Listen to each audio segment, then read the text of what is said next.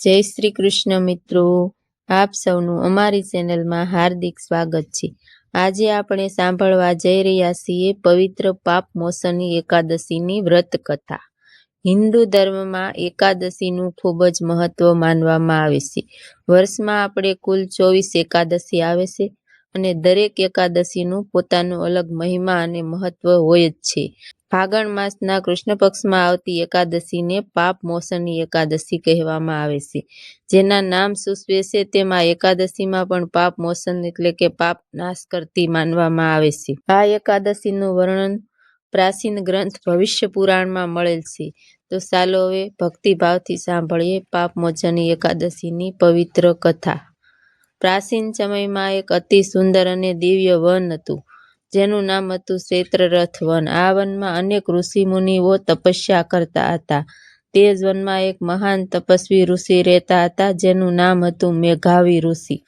મેઘાવી ઋષિ ખૂબ જ વિદ્વાન અને શક્તિશાળી તપસ્વી હતા। તેઓ વર્ષો સુધી ભગવાનની કઠોર તપસ્યા કરતા હતા।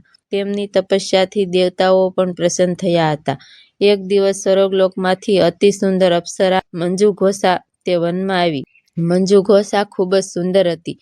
તેમની વાણી પણ મધુર હતી અને તે વીણા વગાડી સુંદર સંગીત ગાતી હતી। જ્યારે ક્ષેત્રરથ વનમાં આવી ત્યારે તેણે પોતાની મધુર અવાજમાં ગીત ગાવાનું શરૂ કર્યું। તેના સંગીતથી આખું વન ગુંજી ઉઠ્યું। ધીરે ધીરે મેઘાવી ઋષિનું મન પણ તેના સંગીત અને સૌંદર્ય તરફ આકર્ષિત થવા લાગ્યું। તેમની કઠોર તપસ્યા ધીમે ધીમે ભંગ થઈ ગઈ।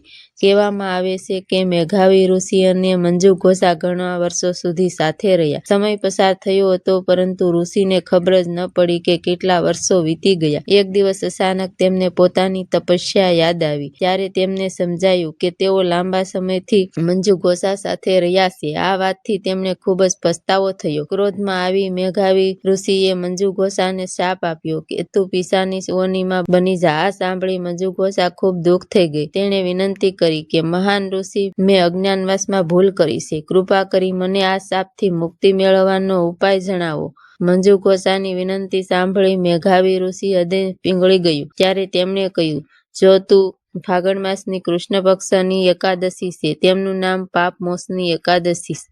તેમનું વ્રત ભક્તિભાવ અને શ્રદ્ધાથી કરજે તો તને શાપમાંથી મુક્તિ મળશે। મંજુઘોષાએ મેઘાવી ઋષિમાં કહેવા મુજબ સંપૂર્ણ ભક્તિભાવથી પાપ મોચની એકાદશીનું વ્રત કર્યું। આ વ્રત પ્રભાવથી તેનો શાપ સમાપ્ત થઈ ગયો। તેણે ફરીથી સ્વર્ગલોકનો પ્રાપ્ત થયો।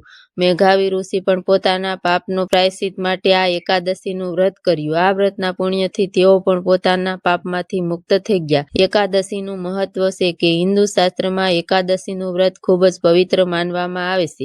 આ દિવસે ભક્તો ઉપવાસ રાખે છે અને ભગવાન વિષ્ણુની ભક્તિ કરે છે। ભજન કીર્તન અને પૂજા દ્વારા ભગવાનને પ્રસન્ન કરવામાં આવે છે। જે વ્યક્તિ શ્રદ્ધાપૂર્વક વ્રત કરે છે તેના જીવનમાં સુખ, શાંતિ અને સમૃદ્ધિ મળે છે। ભગવાન વિષ્ણુની કૃપાથી જીવનમાં દુઃખ અને પાપનો નષ્ટ થાય છે। આ કથા આપણને શીખવે છે કે જીવનમાં ક્યારેય માનવીથી ભૂલ થઈ જાય છે પરંતુ જો આપણે સાચા મનથી ભગવાનની ભક્તિ કરીએ અને સારા કર્મ કરીએ તો ભગવાન જરૂર ક્ષમા આપે છે, સારા માર્ગ પર ચાલવા પણ પ્રેરણા આપે છે। તો મિત્રો, આ હતી સુંદર મજાની પાપ મોચની એકાદશીની પવિત્ર કથા। આશા છે કે તમને આ કથા ગમી હશે। જો તમને આ કથા ગમી હોય તો વિડીયોને લાઈક કરો, શેર કરો અને ચેનલને સબસ્ક્રાઈબ કરો અને કોમેન્ટમાં લખજો જય શ્રી કૃષ્ણ। તો મિત્રો, ફરી મળશું આપણે નવી વાર્તા સાથે। જય શ્રી કૃષ્ણ, જય વિષ્ણુ ભગવાન।